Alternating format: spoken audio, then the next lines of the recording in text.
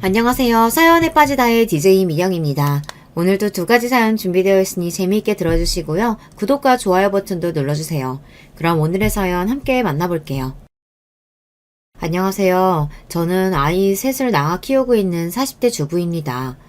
요즘 저희처럼 아이 많이 낳아 기르는 집이 잘 없다 보니 아이들 뒤치다꺼리 하다 보면 하루가 다 가는 바쁜 일상을 보내고 있어요. 비록 제가 집에서 살림하는 주부이긴 하지만 사정이 이렇다 보니 제 개인 시간 한번 빼기도 보통 일이 아니죠. 그렇다고 사는데 제 나름의 고충이 없지 않다 보니 항상 함께 이야기 나눌 비슷한 처지의 친구들이 아쉽게 느껴지곤 합니다. 이 채널은 그러한 제 일상의 한 줄기 빛이 되어주는 고마운 존재이죠. 사실 집안일이라는 게 극히 개인사다 보니 어디 밖에 나가 떠들기에도 괜히 제 발등을 찍는 기분이기도 해서 제 속 이야기를 털어놓기가 쉽지 않거든요. 그런데 이곳에서는 익명성을 보장한다는 장점 덕분인지 어디에서도 듣기 어려운 진솔한 이야기를 들을 수 있으니 내심 저 혼자서 친밀감을 가지게 되기도 합니다. 이렇게 서론을 시작한 이유는 여러분들과 마찬가지로 저 역시 아는 사람한테는 말하기 민망한 껄끄러운 사연이 있기 때문인데요. 바로 제 손이 동서들 때문입니다. 두 사람 모두 참 잘난 인간들인지라 그저 평범하게 그지없는 저 같은 사람은 살면서 기죽을 일이 참 많았는데요. 하지만 잘난 인간들이라고 해서 다른 사람 무시해도 될 권리 같은 건 없으니 저라고 마냥 당해주어야 할 이유는 없었죠. 야, 이 뭣도 아닌 게 진짜 너 하나 잘못 들어와서 우리 꼴이 이게 뭐야? 너 당장 도련님한테 얘기해서 이거 해결 못하면 정말 가만 안 둬? 우리가 이렇게 당하고만 있을 것 같아? 저는 그 긴 시간 동안 형님들 개차반 같은 성격 덕에 온갖 멸시 다 받고 살았었는데 형님들은 고작 며칠 곤란한 거 가지고 뭐 이렇게 엄살을 떠세요? 제 앞에서 고개 조아리고 빌어도 모자랄 판에 아직도 정신을 못 차리셨네요.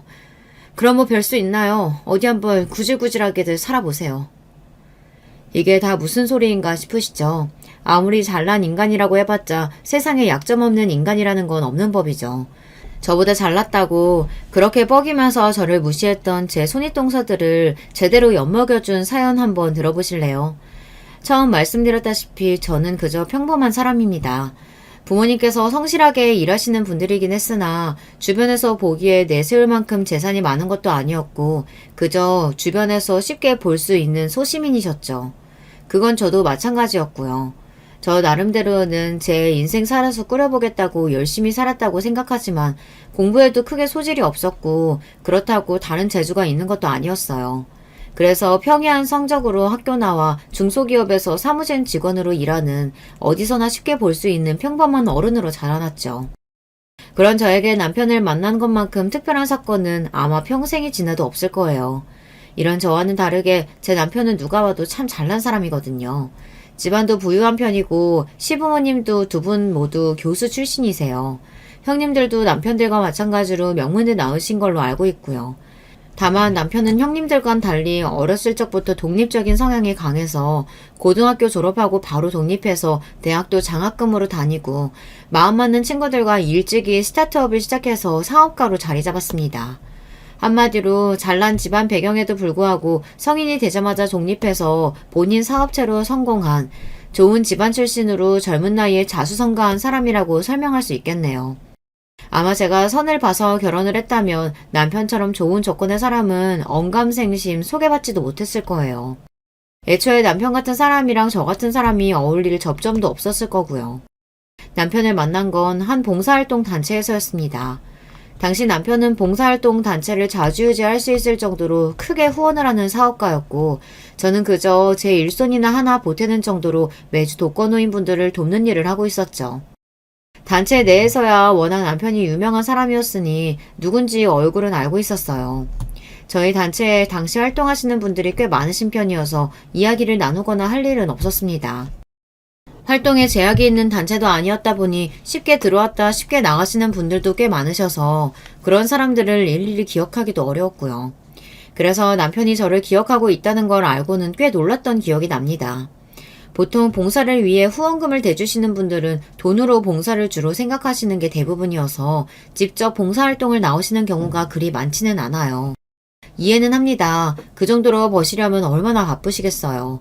저희 입장에서도 손 거들어 주실 분도 중요하지만 아무래도 봉사활동 하는데 돈이 적잖이 들어가다 보니 그렇게 가진 분들이 돈으로 후원해 주시는 쪽이 더 좋기도 했고요. 그런데 남편은 후원자 치고는 모임에 꽤 자주 나왔습니다. 젊은 사람이 일찍 성공한 것도 대단한데 얼마 안 나는 시간에 봉사까지 하는 게 사람이 참 겸손하고 괜찮다며 저희 모임 내에서 남편 평판도 좋았습니다. 남편 주변에 사람이 몰리는 건 자연스러운 일이었죠. 저 역시 남편이 참 괜찮은 사람이라고 생각은 했으나 애초에 저랑 다른 사람한테는 마음의 벽을 쌓고 살아온지라 굳이 남편 주변에 다가가지는 않았습니다. 그렇기에 남편이 제게 처음으로 호감을 표현했을 때는 솔직히 많이 당혹스러웠어요. 저렇게 잘난 사람이 대체 뭐 때문에 나같이 평범한 사람한테 다가오는 걸까 싶어 남편의 호감을 의심스러워하기도 했습니다. 그런 제 말에 남편은 이렇게 답했습니다. 여기 일하다 보면 좋은 분들을 참 많이 뵙지만 하영 씨만큼 꾸준하신 분들도 참 드물어요. 젊은 사람들이 사실 하고 싶은 것도 많고 다들 직장 다니고 쉬고 싶은 마음도 크실 텐데 그걸 다 이겨내고 여기까지 나오는 것 자체가 참 대단한 일이거든요. 그런 점에서 보면 하영 씨같이 뚝심 있는 사람들이야말로 정말 보석 같은 사람들이라고 생각해요. 한마디로 봉사에 늘 진심인 제 모습에 호감이 생겼다는 말이죠. 제가 주말까지 빠지지 않고 활동하긴 하지만 사실 저 말고도 열심히인 분들이 이 단체 내에서도 많이 계셨기에 그런 남편 말이 처음엔 이해가 잘 가지 않았어요. 하지만 그럼에도 불구하고 남편이 매력적인 사람이라는 생각에는 변함이 없었죠. 비록 남편 배경이 너무 화려해서 부담감에 망설이긴 했지만 한 번 사는 인생인데 저도 저 좋다는 제가 마음에 드는 사람 한번 만나보고 싶은 마음에 결국 교제를 시작하게 되었습니다. 적지 않은 시간 동안 연애하며 지켜본 남편은 사람이 참 진국이었습니다. 사실 있는 놈들이 더하다는 말도 있잖아요. 저같이 평범한 집안 사람들로서는 돈 좀 있다는 사람들에 대한 편견이 있는 것도 사실이었는데요. 남편은 한결같이 참 소탈했습니다. 제가 부담스러워한다는 걸 알아 그런지 자기 수준에 맞는 돈 많이 들어갈 법한 비싼 데이트도 자제하는 것 같았어요. 사실 그런 걸 당연하게 여기고 살아온 사람들이 그런 부분을 일일이 신경 쓰는 게 쉬운 일은 아니거든요. 그런 점 하나까지 저를 배려해주고 있는데 어떻게 그런 사람한테 마음이 가지 않을 수가 있겠어요. 결국 여러 번의 거절 끝에 못 이기는 척 남편의 청혼에 승낙했습니다. 당연히 저희 부모님은 반가운 마음보다는 걱정이 크셨어요. 집안 수준이 이렇게 처지는데 제가 시집가서 주눅 들고 살지 않을까 염려하시는 저희 친정 부모님 걱정이 허무맹랑하다 할 수는 없었습니다. 첫인사를 와서 저희 부모님의 수심 깊은 얼굴을 본 남편이 이렇게 말하더군요. 하영씨 부모님이 어떤 부분 걱정하시는지 잘 압니다. 저도 저희 부모님도 그런 부분으로 사람을 평가하진 않지만 이제 처음 보는 사람을 그렇게 쉽게 믿지 못하는 것도 당연하겠죠. 말만 이렇게 하는 게 아니라 정말로 하영씨 아끼면서 사는 모습 살면서 꾸준히 보여드리겠습니다. 믿음을 드리는 건 제가 해야 할 일이죠. 사실 남편 입장에서는 이렇게까지 할 필요가 있을까 싶을 정도로 겸손한 발언이었어요. 지금 당장 결혼식장에 나가도 남편 앞으로 줄을 선 여자들이 한 트럭은 되었을 테니까요.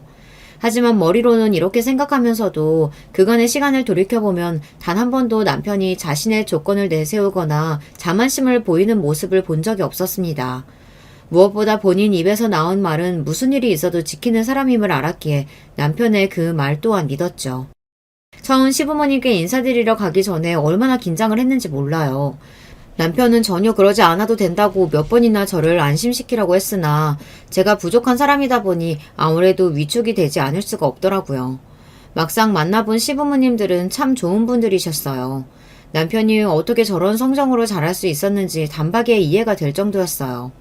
그동안 집안 배경 차이 때문에 제가 여러 번 남편의 청혼을 고사했다는 걸 알고 계셨던 모양인지 오히려 제게 너무 조심스럽게 대하셔서 송구스러울 정도였죠.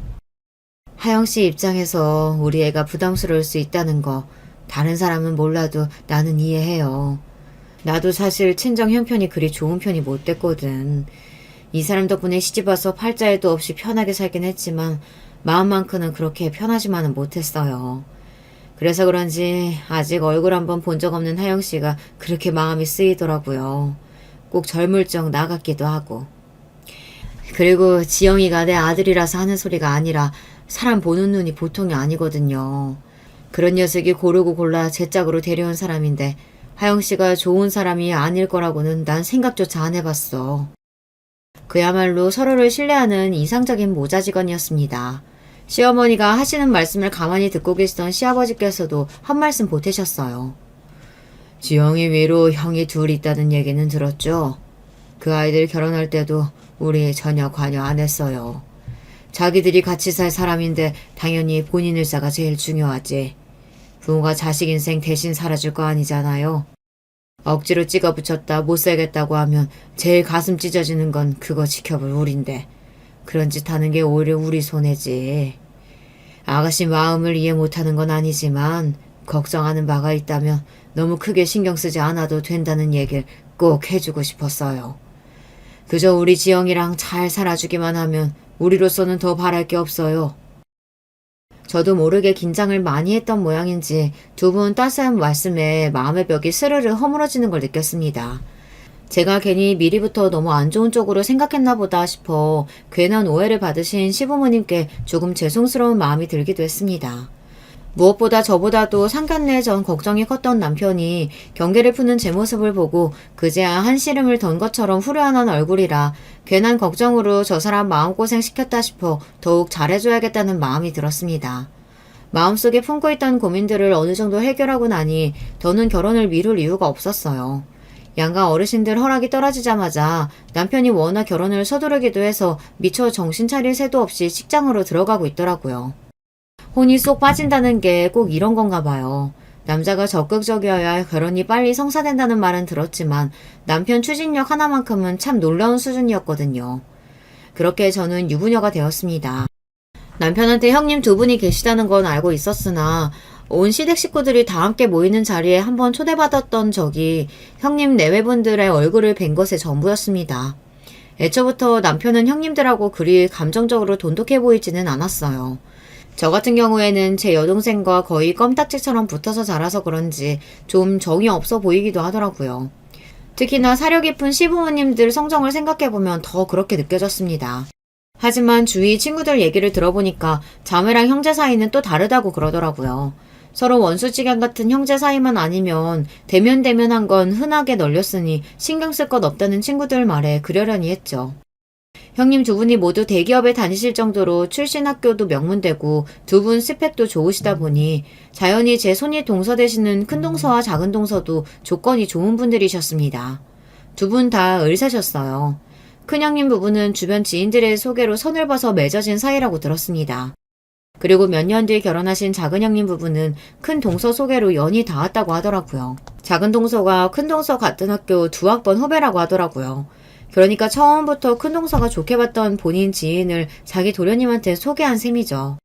자기 동서가 될 사람을 본인 의사로 직접 고른 거나 다름없으니 두 사람 관계가 얼마나 끈끈한지는 굳이 설명하지 않아도 이해가 가시겠죠. 가뜩이나 딱히 내세울 거 없다고 생각해 다소 위축이 되어 있던 저였는데 손윗동서 되실 두 분이 의사식이나 되는 것도 모자라 두 분 사이가 돈독하다는 것까지 알게 되자 시집가서 저 두 분 사이에서 잘 섞일 수 있을지 조금 걱정이 되기도 했습니다. 뭘 그런 걱정을 다 하고 그래. 하영씨는 나랑 같이 살 거지 형수님들이랑 같이 살 것도 아닌데. 그런 제 걱정에 남편이 저렇게 이야기하더라고요. 가만 보면 남편은 항상 형수님들에 대해서는 평가가 박한 편이었습니다. 딱히 형수님 두 분을 좋아하는 것 같지는 않더라고요. 모든 사람에게 두루두루 잘하는 편이지만 저 못지않게 자기 사람에 대한 인식이 강하고 그 외의 사람들에게는 쉽사리 마음을 열지 않는 남편이었습니다. 아무래도 남편은 형수님들을 그저 형님들의 배우자로 생각할 뿐 가족이라고 생각하진 않는 것 같았어요. 그래도 결혼하게 되면 평생 보실 분들인데 신경이 안 쓰이면 그게 더 이상하지 않겠어? 거기다 두 분이 서로 가깝다고 하시니 아무래도 신경이 더 쓰이네. 시부모님인 우리 어머니 아버지도 당신 함부로 못하는데 형수들이 뭘 어쩌겠어. 애초에 다들 바쁜 사람들이고 1년에 얼굴 보는 일도 손에 꼽을 정도로 적을 거야. 나도 동서들끼리 너무 자주 보는 것도 별로 추천하고 싶지 않고 우리는 그저 우리 잘 살 생각만 하자. 사실 그게 맞기는 하죠. 지금이야 애들 셋이나 키운다고 직장은 그만둔 지 오래지만 당시만 하더라도 결혼하고도 저는 여전히 직장에 다니고 있었거든요. 남편도 사업한다고 바빴고요. 대기업에 다니신다는 아주버님들도 그렇겠지만 동서들도 의사인데 또 얼마나 바쁘겠어요. 서로 돈독해서 일부러 바쁜 시간 빼서 어울릴 정도라면 또 몰라도 본인들 어울리는데 굳이 저까지 끼워주실 것 같지는 않았습니다. 다소 서먹한 동서지간이 될지언정 너무 자주 봐서 문제가 생기는 것보다야 낫겠지 싶었어요. 그래서 처음 동서들 쪽에서 제게 먼저 연락을 해오셨을 때도 좀 의외라고 생각했습니다. 결혼한 지 1년이 다 되어가도록 별다른 교류가 없기도 했거든요. 동서, 내가 조만간 일 문제로 지인분들 집으로 초대할 일이 생겼는데 그동안 일만 하면서 살아서 그런지 내가 솜씨가 형편이 영 없어서 말이지. 동서한테 좀 도움 좀 받아도 될까? 저라고 결혼한 지도 얼마 안 됐고 딱히 부릴 솜씨라는 것도 없었지만 그래도 먼저 도움의 손길을 요청했는데 제가 할 수 있는 거라면 돕고 싶었어요. 이 김에 그동안 서먹했던 형님과도 친해진다면 나쁠 것이 없다는 계산도 들어가 있었고요. 저라고 대단한 재주는 없어서 도움이 되어드릴 수 있을지 모르겠어요. 하지만 제가 할 수 있는 한은 열심히 도울게요. 무슨 그런 소리를. 어머님이 이미 침이 마르도록 동서 칭찬하시던걸. 그럼 난 동서만 믿을게. 결혼하고 나서 그래도 시댁에는 종종 방문을 했거든요. 처음 결혼할 때 하신 말씀이 있으셔서 그런지 시어머니께서 혹시 제게 부담이 되실까봐 많이 조심하는 게 눈에 보였습니다. 그러면 제 쪽에서 먼저 다가가는 게 맞지 싶었어요. 그렇다고 몇 번 보지도 못한 어머니의 또래의 어른과 단둘이 남겨지는 상황이 처음에는 편치 않더라고요. 그럼 할 일이 뭐가 있겠어요. 서로 좋아하는 음식들 이것저것 해먹는 게 가장 무난했죠. 저희 집은 여동생에 저에 집안에 여자만 셋이어서 그런지 각자 좋아하는 음식이며 디저트며 이것저것 해먹는 재미가 꽤 좋았거든요. 그게 아들만 셋 키우셔서 딸 키우는 재미를 평생 모르고 사셨던 저희 시어머니 입장에서는 꽤나 색다른 재미로 받아들여 주셨던 모양이에요. 제 이전에 본 2명의 며느리와도 이런 경험이 없다 보니 어머님 나름대로는 자랑거리셨던 것 같습니다. 그게 큰동서 귀에까지 들어갈 줄은 몰랐지만요. 괜한 기대를 하신 건 아닌가 싶어 다소 부담스러운 마음을 안고 큰 동서네 댁에 갔더니 이미 작은 동서도 와 계시더라고요. 하긴 두 분 인맥이 겹치는 부분이 많을 테니 함께 보신다고 해도 놀랄 일이 아니기는 했죠. 생각지도 못하게 손윗동서 두 분을 한꺼번에 대하게 됐다는 생각에 조금 당황하긴 했으나 제게 도움을 요청하신 걸 그때까지만 하더라도 긍정적인 신호로 생각했기에 오늘 잘해보자 싶었습니다.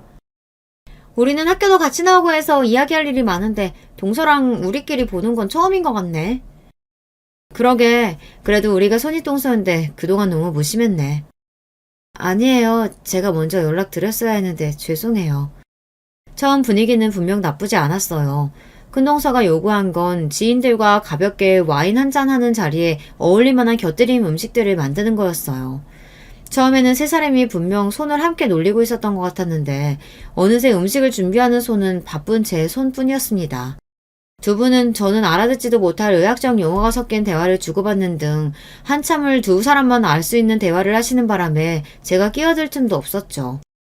사실 손이 하도 바쁘다 보니 대화 내용을 알아듣더라도 참여하기는 어려웠을 것 같긴 하지만요. 그렇게 한참을 바쁘게 움직이다 보니 대강의 모양새가 나왔습니다. 이 정도면 대단하게 화려한 술상은 못 되더라도 내놓고 욕먹을 정도는 아니겠다 싶어 안도의 한숨이 나왔습니다. 음식이 다 나오고 나서야 큰동서가 화제를 바꾸시더라고요. 어머님이 그렇게 자랑하시더니 거짓말은 아니셨나 보네. 시집 오기 전에 신부 수업 좀 받았나 봐, 동서? 그러게 말이에요, 형님. 저희 집이 무슨 대단한 집안이라고 신부 수업식이나 들었겠어요. 그저 저희 친정엄마 하시는 거나 손재주 좋은 제 여동생 흉내나 낸 수준이었죠. 무엇보다 신부 수업이라는 단어가 참 이상했습니다. 요즘에도 그런 거 받고 결혼하는 여자들이 있나 하고 있는데 큰동서가 말씀하시더라고요. 사실 막내 도련님 결혼한다고 하셨을 때 우리가 많이 놀랐거든. 우리가 그렇게 신부감 소개해준다고 할 때 그렇게 손사래를 치더니 다른 사람도 아니고 막내 도련님이 그렇게 깜찍한 짓을 하실 줄 누가 알았겠어. 왜 아니래요, 형님. 난 도련님은 결혼 안 하실 줄 알았다니까요. 이건 저도 처음 듣는 소리였어요. 애초에 본인 형수님 관련된 이야기는 거의 한 적이 없는 남편이었으니 당연한 일이었겠죠. 그런데 형수님들이 선자리까지 주선하려고 하셨다고 하니 그래서 남편이 형수들 이야기를 더 꺼린 건가 싶기도 했습니다. 아무래도 두 분 다 의사이시니 소개해준다는 분도 의사일 확률이 높았겠죠. 형수님들 말씀 들었으면 지금쯤 의사 와이프와 살고 있었을지도 모른다고 생각하니 저도 모르게 조금 위축이 되는 기분이 들기도 했습니다. 그 사람이 선 안 보겠다고 해요? 그러더라니까 자기는 자연스럽게 만나는 게 좋다나. 아니 주변에 여자라고는 잘 두지도 않으면서 무슨 수로 자연스럽게 여자를 만난다는 건가 싶더라니까. 사실 우리 주변에 괜찮은 아가씨들 참 많았거든. 지금 생각해도 참 아깝지. 도련님 수준에 딱 어울렸을 텐데. 아무리 본인한테 아쉬운 일이라고 해도 지금 아내이자 당사자인 제 앞에서 다소 무례하게 받아들여지고도 남을 만한 발언이었습니다. 무엇보다 본인인 남편이 싫다고 거절했는데 애초에 생기지도 않을 일을 가지고 호들갑을 떠는 게 좀 빈정이 상하기도 했고요. 그래서 제가 별다른 대꾸를 안 하고 있자 그걸 또 어떻게 해석한 건지 왠지 작은 동서 말투가 신이 난 것 같았어요. 사실 우리 도련님이 어디 빠지는 구석이 있어야지. 얼굴 잘나, 성품 그나마는 괜찮아, 집안 좋아, 거기다 본인 능력은 좀 좋아? 사실 그 정도 되는 신랑감이 그렇게 흔한 것도 아니고 결혼하자는 여자들이야 줄을 섰지. 그래서 처음에 도련님이 결혼할 사람 데리고 온다고 했을 때 나랑 형님이 기대가 이만저만이 아니었다고. 우린 세상 절세미녀라도 데리고 오는 줄 알았다니까? 그랬지. 그런데 막상 나가보니까 이건 또 무슨 소리예요? 그러니까 막상 만나보니 제 남편이랑 어울릴 주제도 못 되는 저 같은 여자가 앉아있더라. 그 소리 아닙니까? 실컷 음식 시켜놓고 사람 불러다 놓고 이게 뭐 하는 짓인가 싶었습니다. 제가 남편 배경이나 동서들 직업 같은 걸 두고 자격지심이 있었던 건 사실이지만 그걸 자기들이 문제 삼을 권리는 없잖아요. 남편 말 맞다나 제가 같이 사는 사람이 남편이지 동서들도 아니잖아요. 그쯤 되니 아무 말 없이 그 소리를 묵묵히 듣고만 있는 것도 호구다 싶었습니다. 형님, 지금 그 말씀은 좀 아닌 것 같네요. 결혼 전에야 어땠을지 몰라도 지금은 제가 엄연히 배우자인데 그런 말씀은 실례죠. 계속 그런 말씀 하실 거면 저는 먼저 가보는 게 좋을 것 같아요. 저를 제대로 성질도 못 내는 호구쯤으로 생각했던 모양인지 생각보다 제가 세게 나오자 둘 다 당황한 기색이 역력했습니다. 사람을 우습게 봐도 정도가 있지 자기들이 의사면 평범한 사람들 이렇게 무시해도 되는 건가요?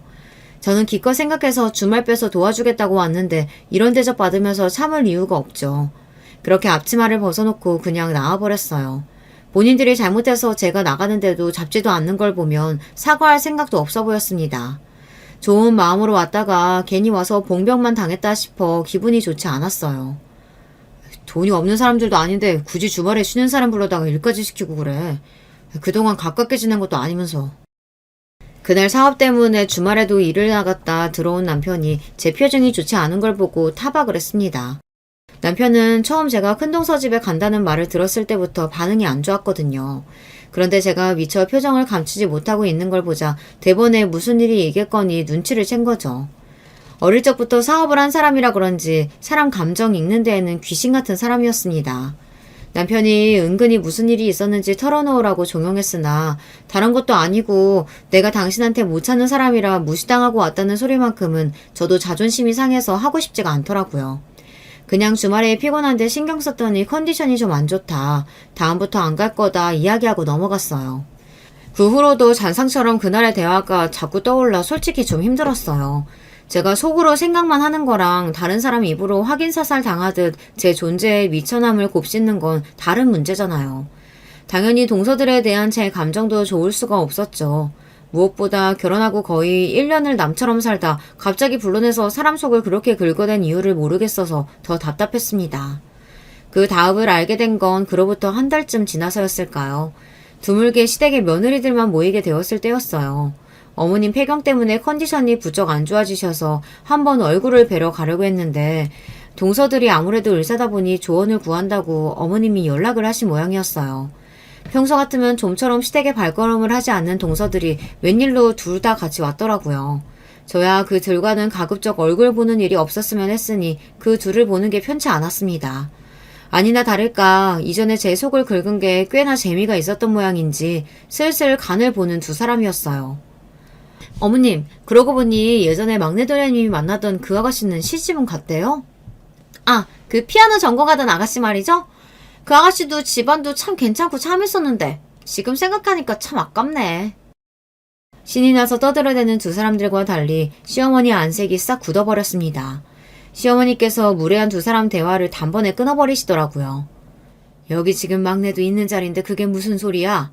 사람을 앞에 앉혀두고 어떻게 그런 소리들을 해? 아니, 어머님. 저희는 그냥 옛날 생각이 나서. 사람이 어떻게 그렇게 경솔해. 입장 바꿔서 너희들 앞에서 너희 신랑 예전에 교제하던 아가씨 이야기를 꺼내면 기분이 좋겠어? 어머님, 사실 동서가 도련님에 비하면 조건이 좀 처지는 건 사실이잖아요. 어머님도 내심 조건 좋은 며느리 바라셨을 텐데 뭘 그렇게까지 말씀하세요? 그만하지 못하겠어. 너희들답지 않게 둘 다 곧장 집으로 오겠다고 하니 내가 의아하긴 했다만 이제 보니 막내 괴롭히려고 그러는 거였네. 새 사람 들어온 지 얼마나 됐다고 적응하도록 도와주지 못할 망정 괴롭히지 말아라. 너희 이런 사람이었니? 시어머니가 이 기막힌 상황에 경악하시며 두 사람을 꾸짖었어요. 그러자 동서들 표정이 아주 볼만하더라고요. 심술이 덕지덕지 붙어서는 제 편만 들어주시는 시어머니에게까지 불경하기 짝이 없는 표정을 짓고 있는 꼴을 보자니 사람이 머리 좋고 많이 배운다고 그게 인격이랑 같은 건 아니라는 생각이 들었습니다. 저 성질머리에 두 사람 머리가 아까울 지경이었어요. 어머님이 동서만 싸고 도시니 동서 참 좋겠어. 굳이 저 가는 길에 따라 나와 빈정거리는 큰 동서 꼴이 참 우습더라고요. 그러니까 그동안 본인들이랑 서먹했던 시어머니가 저와 살갑게 지내시자 그게 배알이 꼴린 거였습니다. 자기들 보기에 보잘것없고 내세울 것 없는 제가 눈에 차지도 않는데 어른들 사랑까지 독차지한다고 생각하니 괴롭히고 싶어진 거였죠. 무슨 초등학생도 아니고 그렇게 어머님 사랑을 받고 싶은 거였으면 그냥 본인들이 어머님한테 잘하면 될 일이잖아요. 막상 어머님한테 잘할 생각도 없으면서 시비만 걸려고 드는 걸 보니 인간이 참 잘못돼도 한참 잘못됐다 싶었습니다. 형님, 그렇게 안 봤는데 사람 참 옹졸하시네요. 먼저 잘못해놓고도 굳이 쫄쫄 쫓아와서 비꼬고 싶으세요? 제가 형님들 눈에 안 찰지 몰라도 그게 저한테 이렇게 무례하게 굴 이유는 못 돼요. 앞으로도 이러실 거면 그냥 형님들하고는 얼굴 안 보는 게 나을 것 같네요. 그러고는 확 돌아서 집으로 와버렸습니다. 좋은 어르신 밑에 시집 잘 왔다고 생각했는데 뜻밖의 지뢰를 밟았다는 생각에 속이 상했습니다. 떠올리지 않으려 노력하긴 했으나 남편이 만난다는 피아노 친다는 옛 여자친구에 대한 말도 너무 신경 쓰였어요. 그 아가씨는 본인들 보기엔 자기들이랑 급이 맞는다고 생각했으니 일부러 제 속을 긁으려 말을 꺼낸 거였겠죠. 그러니 얼마나 잘난 여자분이었겠습니까. 괜히 속상한 마음에 눈물이 비집고 나오자 제가 더 못나게 느껴졌습니다. 집에 돌아왔더니 요즘 새롭게 시작한 일 때문에 매일같이 퇴근에 늦던 남편이 웬일로 저보다 일찍 집에 돌아와 있었어요. 아무래도 그날 있었던 일을 어머님께서 바로 남편에게 전했던 것 같아요. 다른 것도 아니고 제 형수들이 일부러 제게 상처를 주려고 자기 전 여자친구 얘기까지 꺼냈으니 어머님 입장에서 언지를 안 하시기도 곤란했을 겁니다. 하지만 남편도 갑작스럽게 봉변당한 입장인데 제 옛날 여자친구 문제로 눈치를 보고 있는 걸 보자니 괜히 더 서럽더라고요. 사실 저도 결혼 전에 연애 안 해본 것도 아니고 남편 역시 당연히 만나던 사람이 있을 거라고 머리로야 그렇게 생각했더라도 그걸 남편 전 여자친구를 본 적 있는 동서들에게 확인사살 당하는 건 정말 기분이 더럽더라고요. 그 인간을 형편없다는 건 진작에 알고 있었지만 당신한테까지 그따위 짓을 해? 답지 않게 말투가 거칠어진 남편이었습니다. 사실 남편 입장에서도 불쾌할 일이었죠. 자기들이 뭔데 남편 짝을 제멋대로 결정해서 자기들 눈에 차니 안 차니 주제넘는 소리들을 할까요? 그건 저에 대한 무시이기도 했지만 제 남편에 대한 무시이기도 했으니까요. 말투를 들어보니 결혼 전에 제 형수들에게 어지간히 시달린 것 같았습니다. 그렇다고 한들 본인이 아니라고 생각하면 하늘이 두 쪽 나도 아닌 남편한테야 하나마나한 소리였겠지만요. 내가 어지간하면 이렇게까지 하고 싶지 않았는데 당신 형수들은 진짜 안 되겠어. 나 앞으로 동서들한테 따로 연락 오더라도 나가보지도 않을 거고 내가 할 말 다 할 거야. 내가 당신 현수들에 비해 조건이 안 좋은 건 알지만 그렇다고 나한테 이렇게 함부로 굴어도 되는 건 아니잖아. 당연히 안 되지. 처음부터 그 인간들 굳이 상관할 거 없다 그랬잖아. 그리고 왜 당신 조건이 그 사람들보다 안 좋다는 거야. 그 사람들은 의사라는 그럴싸한 직업 아니면 인간적으로 당신한테 될 것도 못 되는 인간들이야. 사람 끝나누기 좋아하고 돈에 눈 뒤집혀서 살살거리고 아주 인간이 덜 됐다고.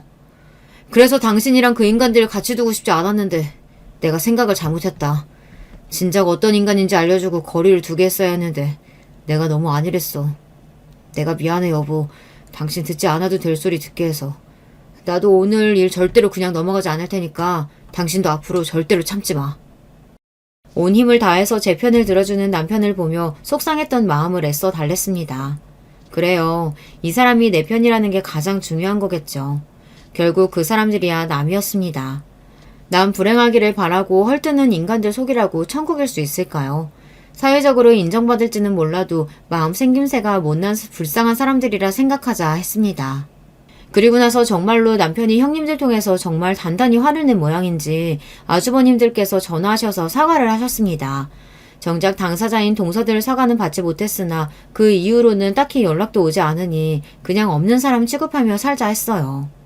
그대로 진짜 평생 얼굴 보는 일이 없이 살았으면 딱 좋았겠으나 어디 사람 일이 그렇게 돌아가나요.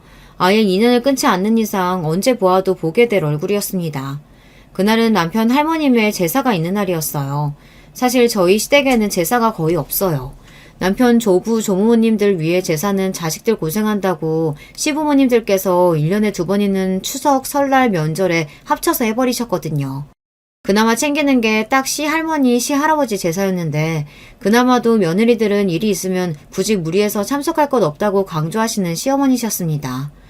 평소에 제사 음식도 시어머니와 시아버지께서 같이 준비하셨다고 알고 있습니다.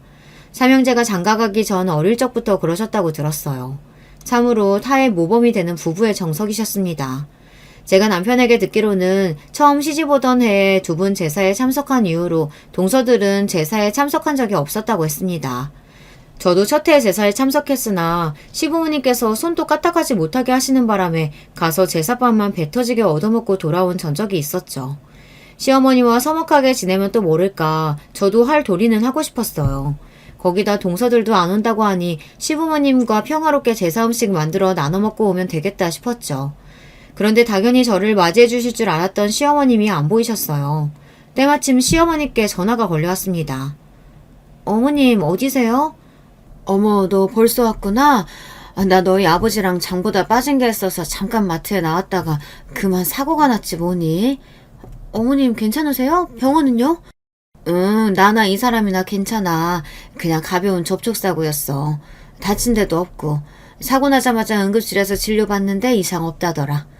근데 그래도 이것저것 확인하고 처리하려면 시간이 좀 걸린다고 하네. 그래서 말인데, 오늘 제사는 그냥 없던 걸로 하자. 우리 오늘 사고 난 것도 그렇고 오늘은 날이 아니지 싶다.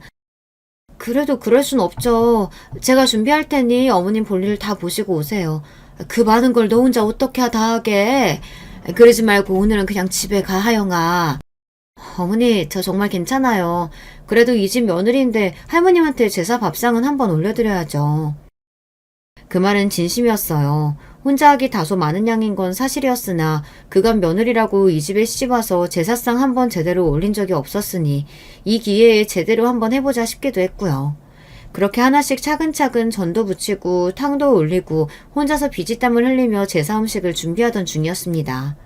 갑자기 도어락 비밀번호 치는 소리가 들려왔습니다. 어머님이 벌써 돌아오셨나 싶어 반갑게 현관으로 달려나갔더니 뜻밖의 얼굴들을 마주하게 되었어요. 두 동서들이었어요.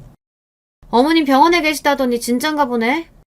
그러게요. 동서가 혼자 고생이 많네. 그러니까 저 혼자 제사 음식하게 부려먹을 생각에 신이 나서 저 두 인간이 평소에 오지도 않는 시댁 제사에 득달같이 달려온 겁니다. 아무래도 시부모님이 가 계신 병원에 동서들이 인맥이 있는 모양이었어요. 뭐 저런 유치한 인간들이 다 있나 싶어 어처구니가 없었어요. 제사 음식 혼자 하는 거야 일도 아니었습니다. 사정이 있으면 그럴 수도 있죠. 하지만 옆에서 온갖 지방방송 끼얹으며 제 속을 긁을 동서들을 떠올리니 벌써부터 속이 쓰린 기분이었어요. 뭐가 그렇게 좋은지 둘이서 신나서 제잘되는 꼴을 보자니 얄밉기 그지 없었습니다. 그때 혼자 제사 음식 하겠다는 제 말에 걱정이 되셨는지 어머님이 전화를 주셨어요. 너 혼자 거기 있지 말고 집에 가래도. 어머님, 저 혼자 아니에요. 형님들 두 분 다 오셨어요. 아니, 걔들이 왜? 평생 안 하던 짓이니 어머님도 당황하셨겠죠. 하지만 이내 그 속내를 파악하신 모양인지 시어머니께서 잠시 말이 없으셨습니다. 그러더니 황급히 말씀하시더군요. 그대로 놔두고 곧장 집으로 가. 같이 있지 말고.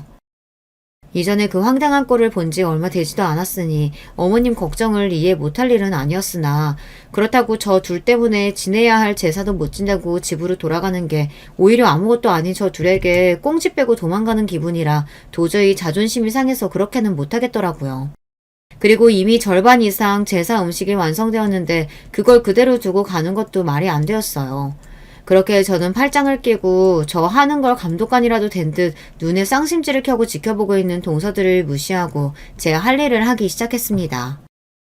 그거 그렇게 색깔 연하게 하면 안 되는 거 아닌가?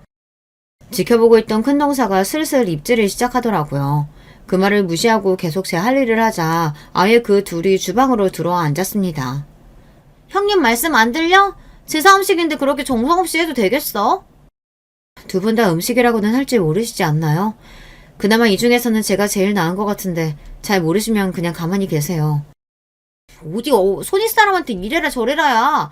우리가 너랑 같아? 내세울 거 하나 없으면 이런 거라도 잘해야지. 저도 지지 않고 대거리를 하자 대번에 제 귀를 누르려는 작은 동서였습니다. 자기랑 저랑은 급이 다르다 뭐 이런 거였겠죠. 제 손으로 뭐 하나 제대로 할 줄도 모르면서 주둥이만 살았습니다. 요리라곤 쥐뿔도 모르면서 어디서 시비입니까? 저는 싹 무시하고 저 하던 대로 마저 요리를 했습니다. 제사상에 메인으로 올라갈 갈비찜이 마지막 완성 단계였어요. 비록 저 꼴보기 싫은 동서들과 함께하게 되긴 했지만 이왕 시작한 만큼 어머님 걱정하시지 않게 제대로 제사상을 준비하고 싶었습니다. 신경 써서 좋은 접시에 모양새 있게 갈비찜을 담아내는데 큰 동서 손이 쑥 들어오더라고요. 아무리 상식이 없어도 그렇지 제사상에 올라갈 음식을 손으로 집어먹는 사람이 어디 있습니까? 지금 뭐 하시는 거예요? 제사상에 올릴 음식을 그렇게 손으로 쥐적거리는 사람이 어디 있어요?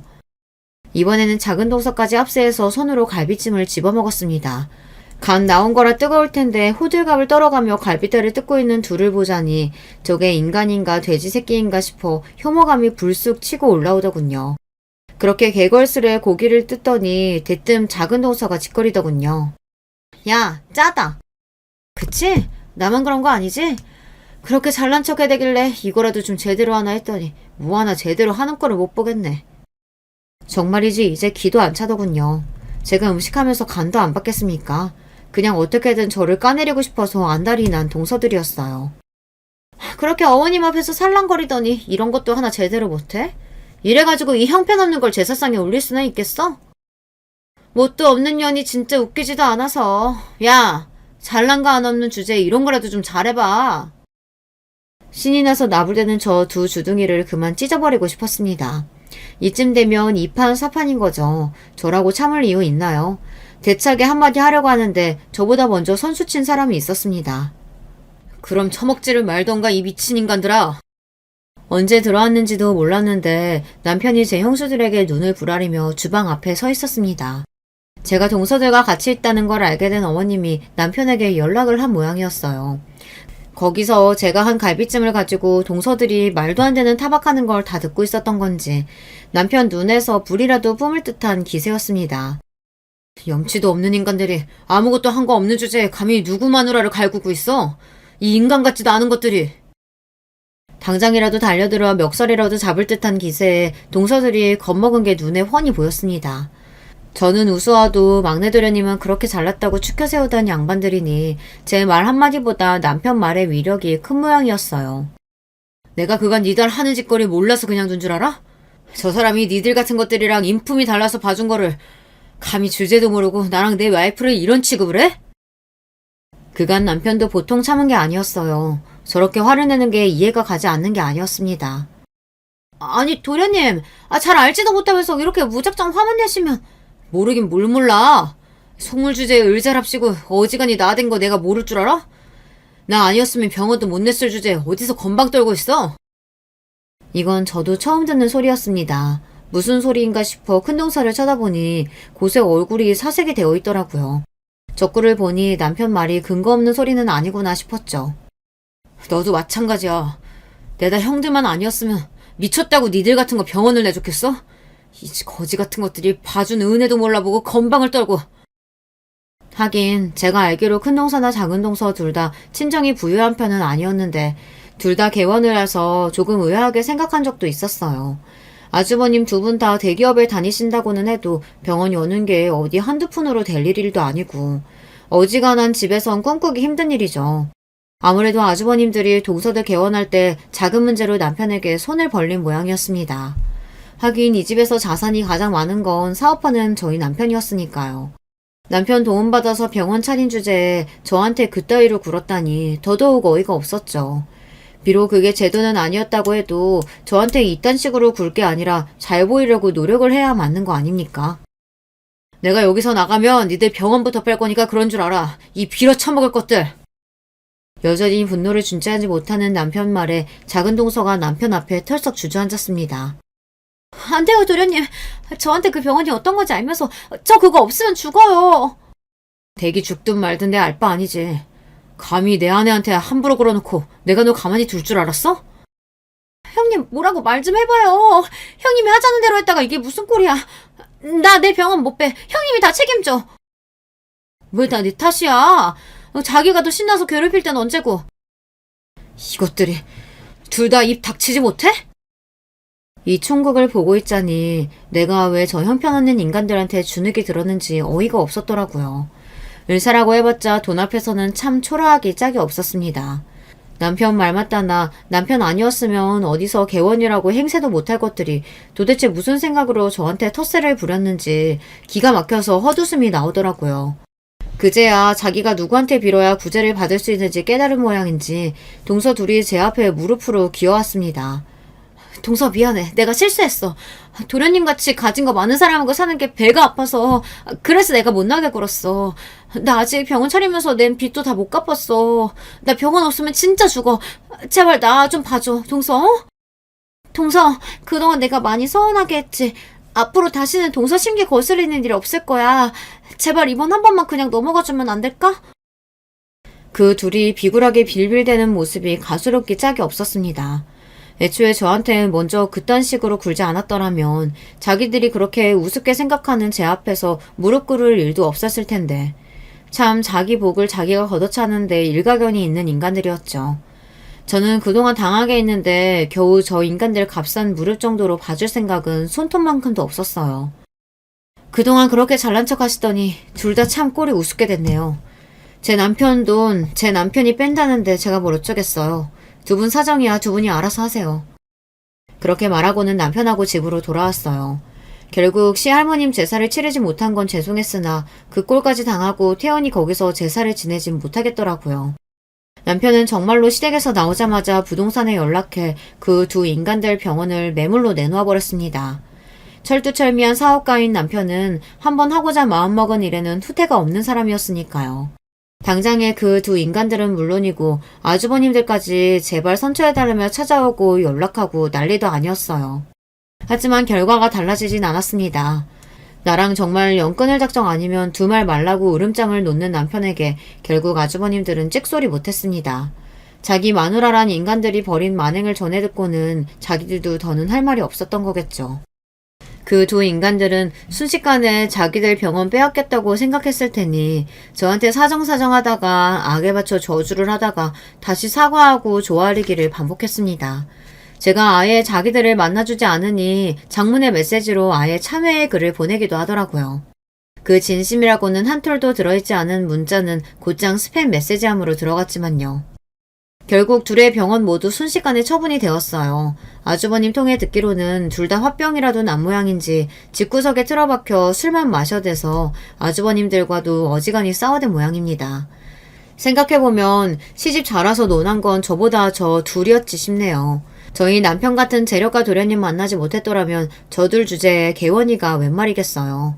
원래 남편 것이던 거 거덩한 것 뿐인데 뭐가 그렇게 억울하다는 건진 모르겠지만 그 둘 속이 말이 아니라고 하니 제 속이 시원해지더군요. 그것도 벌써 몇 년이 지나고 둘 다 병원 열 때 빚도 졌다고 들었는데 마냥 놀 수야 없었겠죠. 자기 동기들 인맥으로 페이닥터로 몇 달씩 일한다는 소리를 들었는데 그 고고한 자존심에 다른 동기 밑에서 일하자니 어지간히 속이 쓰렸겠어요. 몇 달 일하지도 못하고 그만두는 바람에 도와준 동기들 사이에서도 평판이 말이 아닌 모양입니다. 처음 저런 일이 있었을 때는 저도 나름 상처도 많이 받고 복수심에 불타기도 했지만 아이 여럿 낳고 바쁘게 살다 보니 저런 인간들이 제 머릿속에 파고들 틈이 없더라고요. 시부모님께서도 처음 소식을 듣고 많이 화를 내셨습니다. 지금은 저 인간들이랑 저야 당연히 교류가 없어요. 시부모님 역시 마찬가지예요. 온화한 분이시지만 정말 화내야 할 일에 대해서는 양보가 없다는 점이 참 남편과 닮은 분들이십니다. 그렇게 저를 무시하고 제 잘난 맛에 살던 두 동서들한테 제대로 인생의 쓴맛을 보여주고 지금은 제 식구들이랑 알콩달콩 잘 살고 있어요. 민망해서 밖에서 하기 힘든 사연을 털어놓고 나니 묵은 짐 털어내듯 속이 후련하네요. 저처럼 사는 사람도 있답니다. 여러분들도 부당한 일 참지 마시고 할 말은 하고 사셨으면 좋겠어요. 오늘 제 이야기는 여기까지입니다. 끝까지 들어주신 여러분들 감사드려요. 안녕하세요. 저는 어떤 이야기든 접하는 걸 정말로 좋아하는 여자예요. 사연을 특별히 아껴 듣고 있는데요. 그중에서도 저는 시댁이 주제로 나올 때가 가장 집중이 잘 되더라고요. 고부지간이라든지 동서지간이라든지 하여간 왜 이렇게 시댁 이야기는 끊이지 않는 걸까요? 마르지 않는 샘물이 따로 없는 것 같아요. 하도 이야기가 무궁무진하니까 아낌없이 주는 나무 같기도 합니다. 제가 아주 간혹 가까운 지인들과 시댁 이야기를 나누면 서로 내 시댁이 더 미쳤다면서 설왕설래가 장난 아닙니다. 워낙 서로 가까운 사이니까 이런 대화들을 나눌 수 있는 듯 싶어요. 제 지인들 저렇게 보여도 다른 데 가서는 고생한 척을 정말 잘하고 화목한 시댁을 만난 이 시대 최고 행운아인 것처럼 행동한답니다. 아무튼 각설하고 다른 지인들도 황당한 순간들을 많이 겪었지만 비교해보니까요. 제가 어디 가서 결코 빠지지 않을 황당한 순간들을 겪었다는 확신이 들더라고요. 남들과 비교를 해보니까 그게 체감이 되더군요. 그래서 사연으로 써보게 되었습니다. 저는 친정엄마를 일찍 잃었어요. 암에 걸리셔서 투병 생활을 하시다가 돌아가셨죠. 병원 생활 다 합쳐보면 거의 3년 정도였던 것 같아요. 저희 가족에게는 연극과도 같은 기간이었고 긴 싸움이었습니다. 제가 초등학교 6학년 때부터 중학교 3학년까지 친정엄마의 힘든 모습만 봤었네요.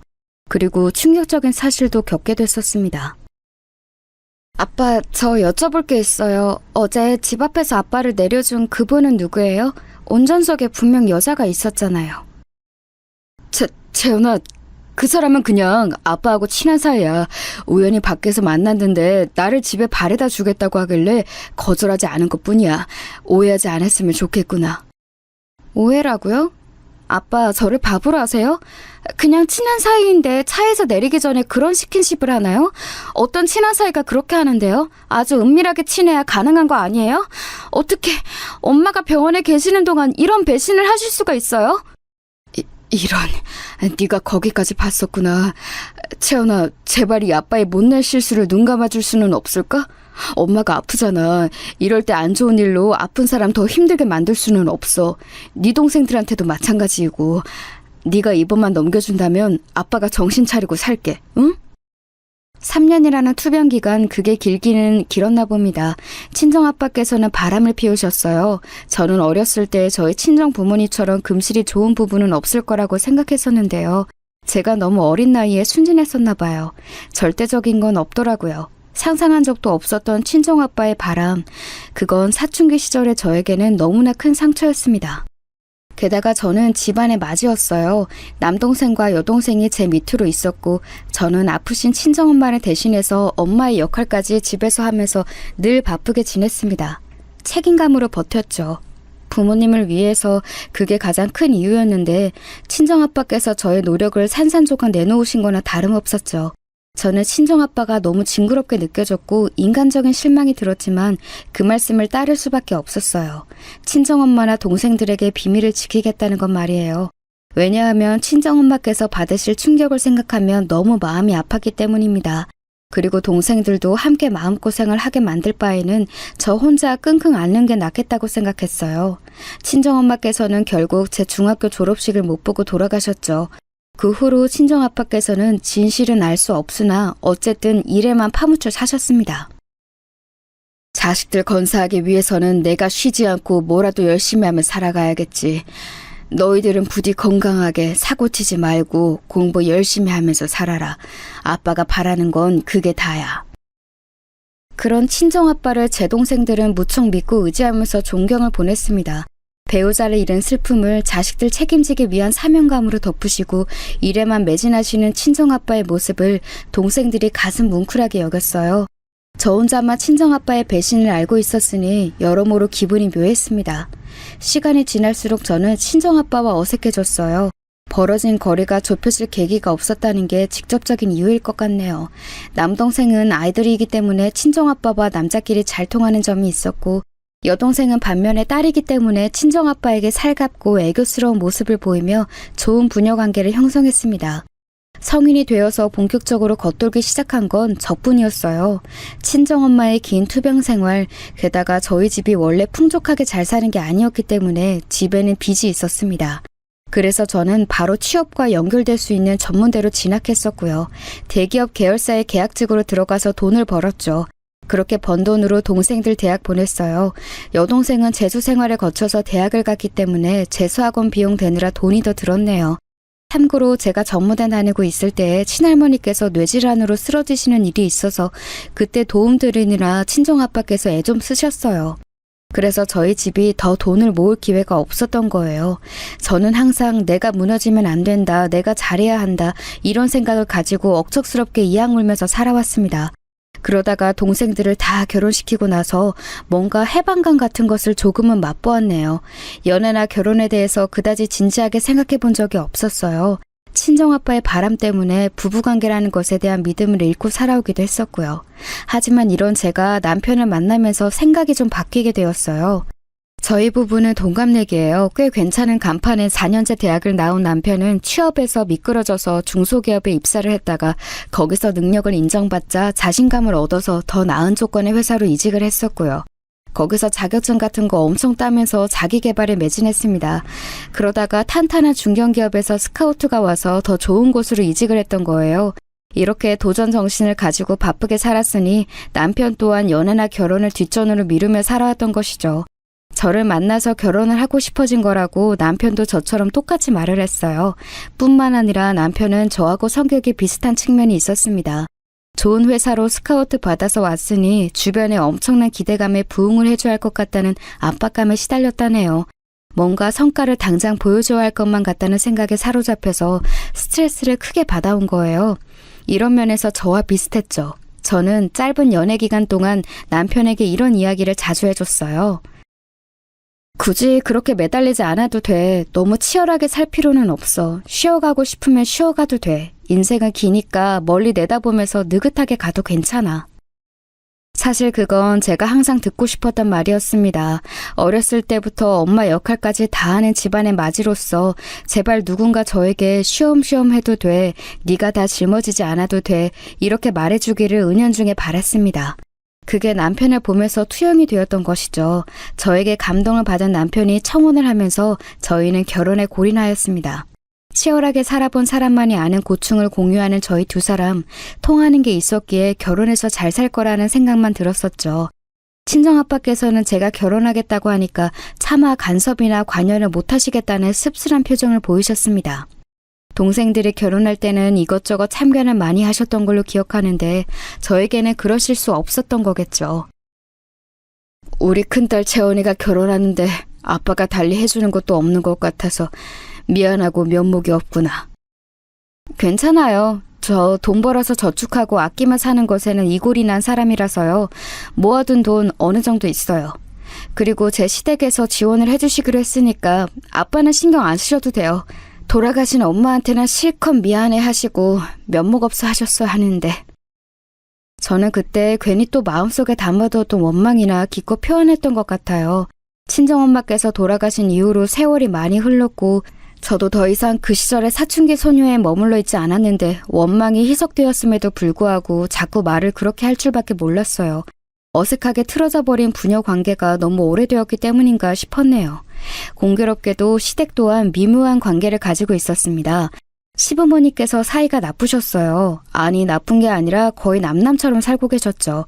예전에 시아버지께서 하도 성질을 못되게 부리셨고 시달림을 사신 시어머니께서는 세월이 지나서 역전이 되자 일을 가시며 일부러 당신의 배우자를 무시하고 계신 형국이었습니다.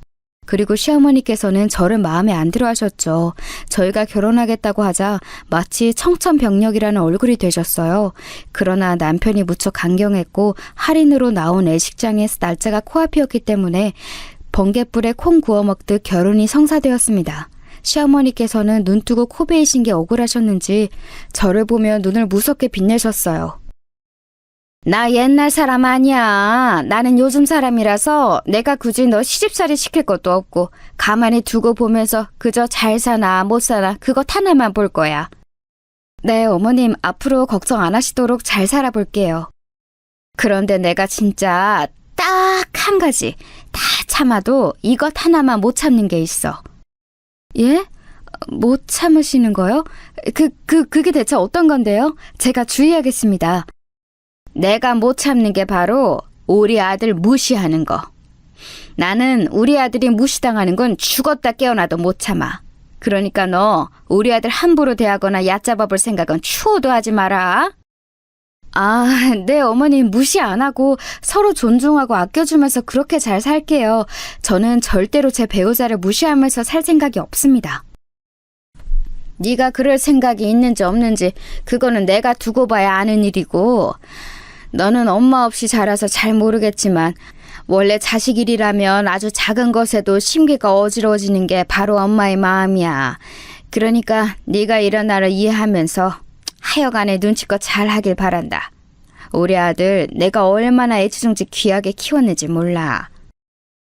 다른 사람들 같았으면 여기서 누구는 엄마 없는 줄 아냐며 받아칠 수 있었을 것 같은데 저는 정말로 친정엄마가 안 계신 입장이었기 때문에 이 별거 단위 짧은 대화에서도 너무 큰 서러움을 느꼈어요. 그냥 시어머니께서 유난 좀 떠신 거라고 생각하며 넘기면 될 일이었지만 며칠이 지나도 속에서 자꾸 울컥 올라오는 게 있더라고요. 제가 워낙 친정엄마를 그리워하면서 살아온 사람인지라 암만 생각해도 서러운 것 같다고 여기던 와중에 시어머니께서 저에게 또 그런 발언을 하셨어요. 너 다음 달부터 재택근무인지 뭔지로 일부 전환이 되어서 거의 집에 붙어있게 되었다면서? 집안일 하나부터 열까지 빠짐없이 꼼꼼하게 놓치는 것 없이 그렇게 잘 하려고 마음 단단히 먹고 있지? 단단히까지는 잘 모르겠고요. 일부 재택근무로 전환이라고 해도 어쨌든 집에서 똑같이 회사 업무를 처리하는 거라서 시간적 여유가 크게 나지는 않겠지만 전보다 집안일을 더 열심히 잘하려고 생각 중이에요. 시간적 여유가 크게 안 나기는 뭘 크게 안 나? 크게 내려면 어떻게든 크게 낼 수 있는 거지. 지금 맞벌이다 뭐다 하면서 우리 아들 아침밥도 제대로 안 차려주고 있지? 앞으로는 그런 핑계댈 생각 말고 아침밥 든든히 먹고 갈 수 있도록 우리 아들을 네가 잘 챙겨줘야 돼. 제가 워낙 아침밥을 많이 안 챙겨 먹고 살아온 스타일이라 맞추는데 미흡한 점이 있었던 것 같아요. 개선해 나갈게요. 그런데 어머님, 어쨌거나 저도 계속 일을 하는 사람이기 때문에 저에게 전업주부 수준의 집안일을 기대하시면 안 될 것 같아요. 이 부분 솔직하게 미리 말씀드립니다. 아유, 본인 편하고 좋은 것만 하고 싶어서 수쓰려고 대가리 굴리는 소리가 여기까지 들리는구나. 말이나마 네 죄송합니다 하면서 일단은 숙여야 맞는 이치인데 조목조목 너 할 말은 왜 다 하고 있어? 꼭 이렇게 엄마 없이 자란 애들은 티가 날 수밖에 없다니까. 엄마 있는 집 자식이었다면 네가 안치밥 안 챙겨 먹고 살아왔을 리 없었겠지. 엄마 보면서 집안일 야무지게 하는 것도 자연히 배웠을 텐데 본 게 없으니까 수준이 지금 이 모양 이 꼴인 거야. 저는 결코 눈물이 많은 사람이 아니에요. 오히려 몸이 건조하면 건조했지 겉으로 감수성 풍부하게 구는 사람이 아닙니다. 혼자 속으로 삭히면서 마음고생하며 일에 찌들어서 그렇게 살아왔더니 자연스럽게 울고 싶을 때 우는 사치 따위는 뒤로 접어두게 되었거든요.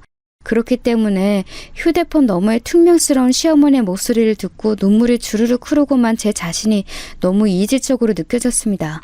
불가항력적으로 그 순간에 눈물이 그냥 흘렀어요. 우는 소리까지 낼 생각은 없었기에 적당히 통화를 바로 종료했고 그러자마자 본격적으로 울고 말았네요. 제 안에 나약한 부분을 건드릴 수 있는 게 친정엄마의 존재라는 것을 깨달았네요.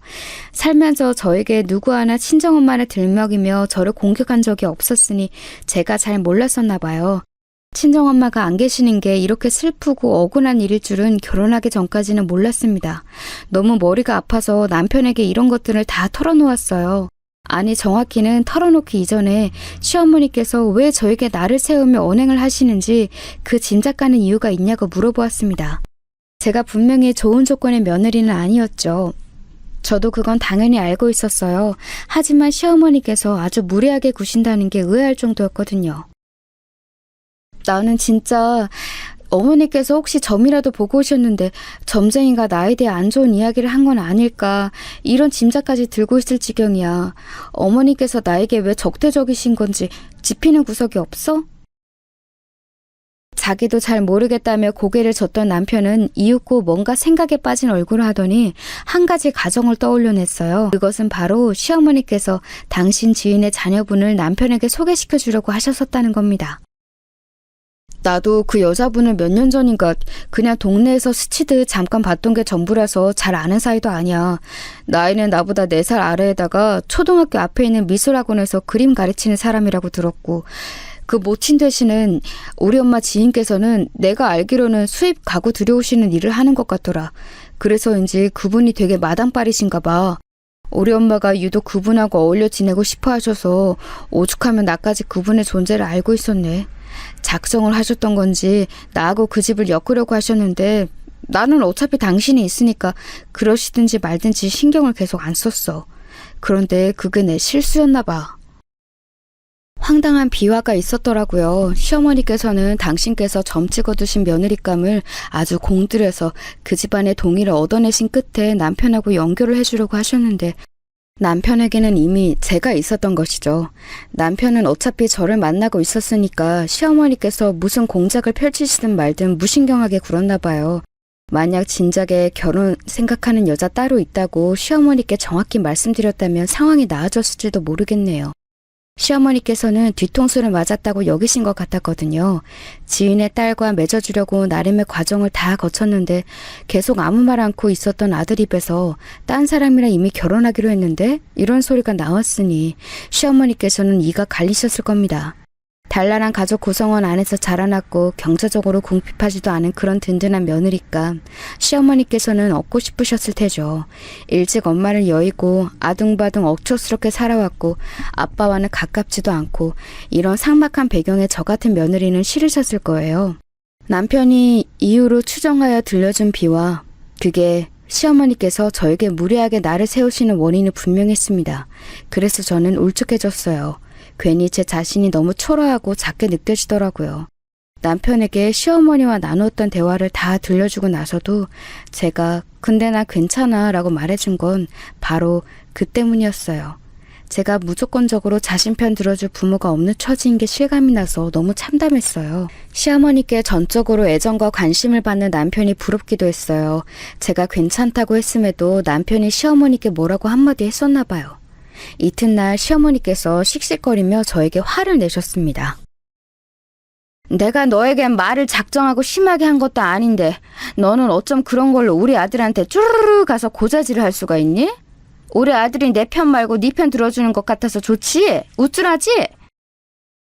아니에요. 그렇게 느낀 적 없어요. 저는 그냥 부부 사이에 서로 모르는 일이 없었으면 좋겠다고 생각해서 말을 다 한 것뿐이에요. 불쾌하셨다면 죄송해요. 불쾌했다기보다는 우리 아들이 이런 걸로 신경 쓰고 스트레스 받을까 봐서 나는 그게 걱정인 거지. 우리 아들이 얼마나 섬세하고 예민한데 그런데다가 착하고 모르기까지 해서 내가 우리 아들 대신에 네가 정신머리 똑바로 차리고 사나 안 사나 봐주려는 거야. 우리 아들은 불만 있어도 말을 잘 못할 테니까 내가 대신해 주는 거지. 아무튼 너 앞으로는 주둥이를 웬만하면 잘 여미고 살아라. 지퍼 달아서 항상 잠그고 다녀. 저희 두 사람이 알아서 잘 맞춰가며 살 일인데 어머니께서 벌써 너무 신경을 기울이시는 것 같네요. 아무튼 제가 앞으로는 쉽게 말 옮기지 않고 잘하겠습니다. 아휴, 애초에 네가 원하던 며느리상이 아니라서 그런지 왜 이렇게 말하는 것마다 못마땅하게 느껴지는지 모르겠네. 하여간에 우리 아들한테 이래라 저래라 하면서 뒤에서 조종하기만 해봐. 너 내가 그때는 가만히 안 둬. 저에게 경고하시는 시어머니의 목소리를 들으며 생각이라는 걸 한번 해봤어요. 제가 만약 이런 시어머니를 두게 될 줄 알았다면 남편하고 결혼을 했을까를 두고 진지하게 고민해 본 거죠.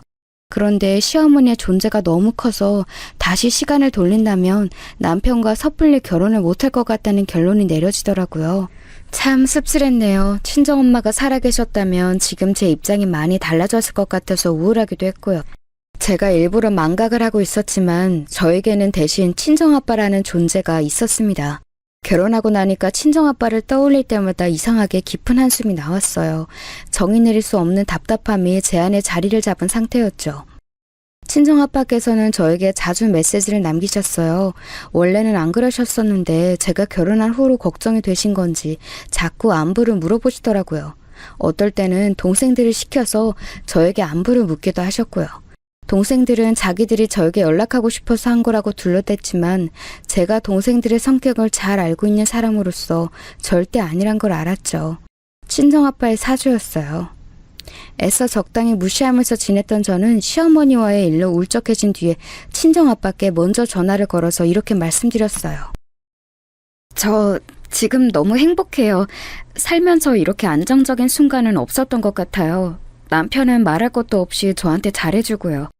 아직 시부모님과 많이 가까운 건 아니지만 그래도 좋은 관계로 지내고 있는 중이에요. 그러니까 걱정하실 필요 없어요. 저한테 살갑게 굴고 싶어 하시는 것 같아서 저는 좀 기분이 별로네요. 그랬어? 나는 네 기분 상하게 하려고 한 게 절대 아니었는데 굳이 잘 지내고 있는 너에게 내가 괜한 참견을 얹은 모양이구나. 안사돈께서도 너에게 잘 대해주시는 것 맞지? 딱 3번 배웠을 뿐이지만 그때마다 어딘가 안색이 불편해 보이셨던 게 이상하게 나는 자꾸 마음에 걸려서 자꾸만 높아시면 네가 잘 지내고 있는지 확인해보고 싶었던 것 같아. 네, 그럼요. 시어머니께서 저에게 무척 잘해주세요. 아빠가 걱정하실 건 아무것도 없어요.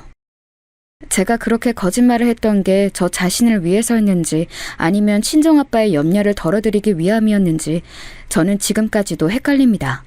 분명한 건 저는 친정아빠께서 제 결혼을 계기로 전에 없이 저에게 먼저 손을 내미시는 듯한 제스처를 취하시는 게 너무 어색하게 느껴져서 거리를 다시 두고자 딱 잘라서 참견하실 일 없다고 말씀을 드린 것이었으나 며칠이 지나고 나자 오히려 친정아빠께서는 저의 행복한 결혼 생활에 안심을 하시며 저에게 더욱 밝은 태도로 연락을 남기기 시작하셨다는 점입니다. 저는 슬쩍 친정아빠의 메시지를 무시할까 했었으나 그랬다가 남편이 대신 연락을 받게 될까봐 그러지도 못했네요. 그래서 어쩌다 보니까 지난 세월 단 한 번도 없었던 친정아빠와 틈틈이 연락을 주고받는 현상이 벌어지게 되었습니다. 저에게 연락하는 사람은 또 있었어요. 바로 시어머니 말입니다.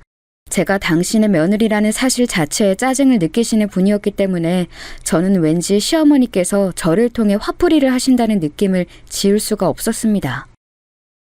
너 재택으로 근무한 지 벌써 일주일 지나지 않았니? 그런데 어떻게 한 번을 네 시부모 뵈러 낮 시간 동안 와볼 생각은 안 해? 아, 네? 제가 갔어야 했던 건가요?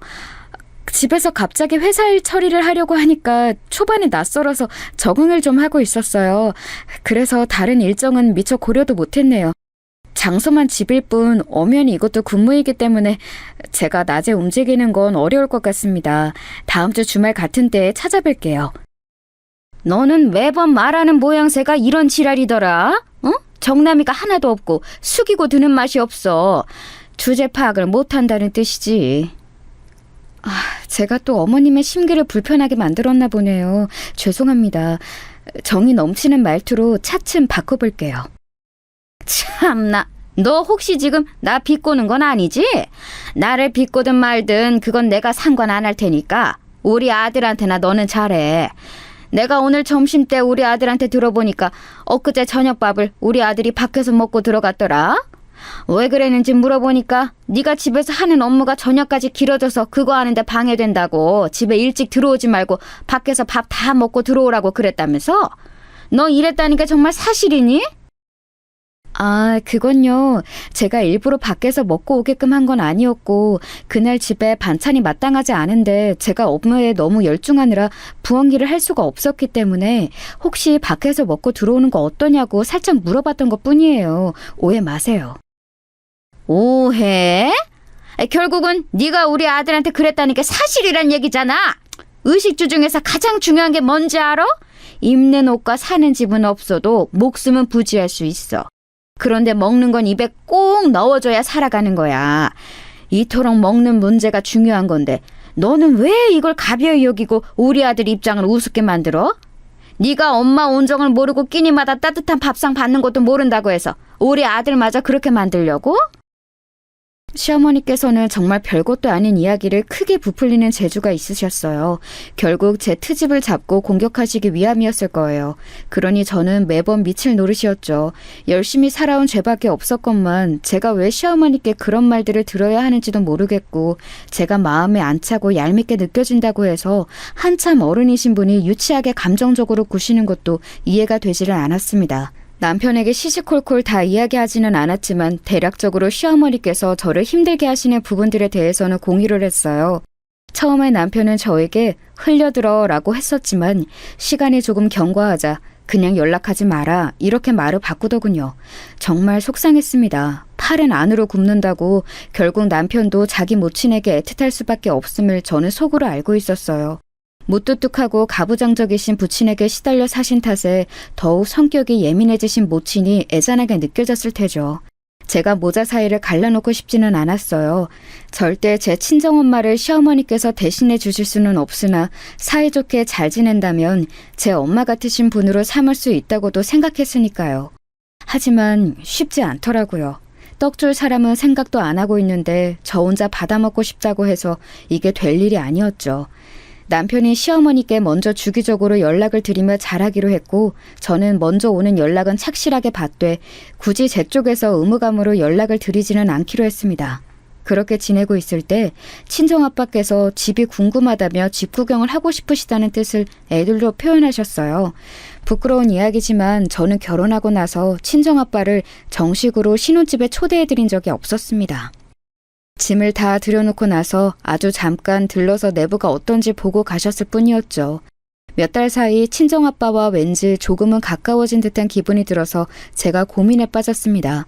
친정아빠의 과거 외도 사실을 제가 말했기에 알고 있는 남편과 이런 복잡한 신경을 나누자 명쾌하게 답을 주었어요. 당신이 장인어른과 잘 지내더라도 그게 하늘에 계신 장모님께 잘못하는 일은 아니야. 장모님께서는 좋으신 분이었다고 하니까 오히려 당신을 이해해 주시겠지. 부녀 관계가 서먹서먹한 채 오랜 세월이 흘렀다는 것을 하늘에서 안타까워하고 계셨을지도 몰라. 남편의 말을 들으면서 저는 스스로를 인정하기로 했습니다. 제 깊은 본심은 친정아빠를 용서한 지 오래였죠. 다만 이런 제 자신을 인정해버리면 친정엄마께 죄송한 일이 될까봐 그리고 제가 자존심도 없는 사람이 될까봐 애써 외면하면서 일부러 친정아빠를 향해 툴툴거리고 거리를 두고 그렇게 지내왔던 거예요. 떨리는 마음을 애써 감추며 친정아빠께 먼저 연락을 드린 저는 편하실 때 저희 집으로 오시라고 했습니다. 정말이야? 지금 나보고 너 집에 있을 때 와보라고 한 게 맞아?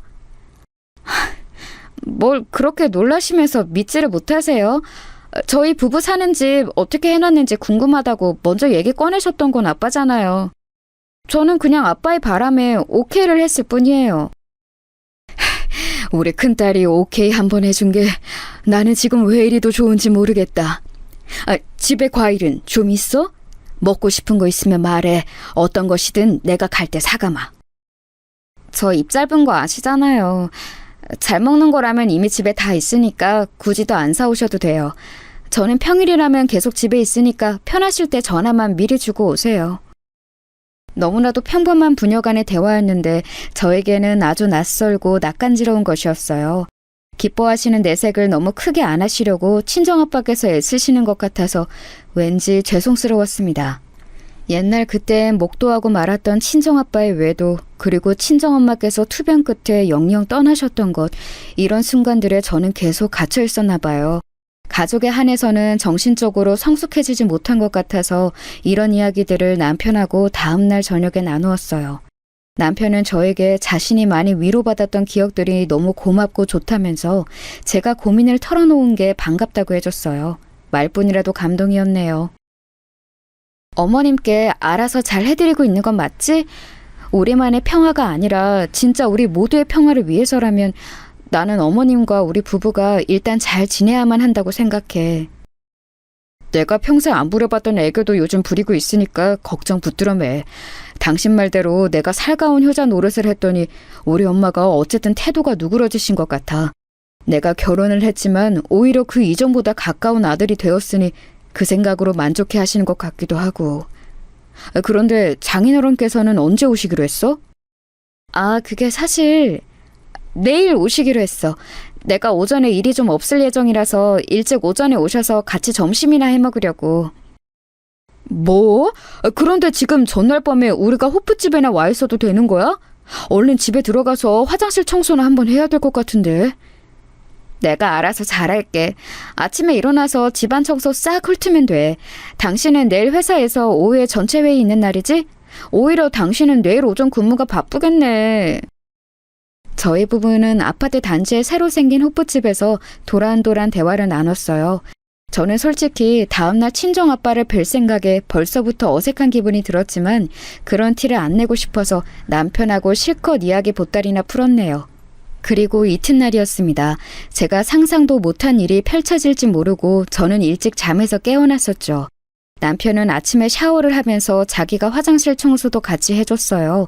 출근 준비 시간을 청소로 잡아먹어서 아침밥 먹을 시간이 줄어든 것 아니냐고 제가 걱정했는데 남편은 아침을 안 먹어도 된다고 했습니다.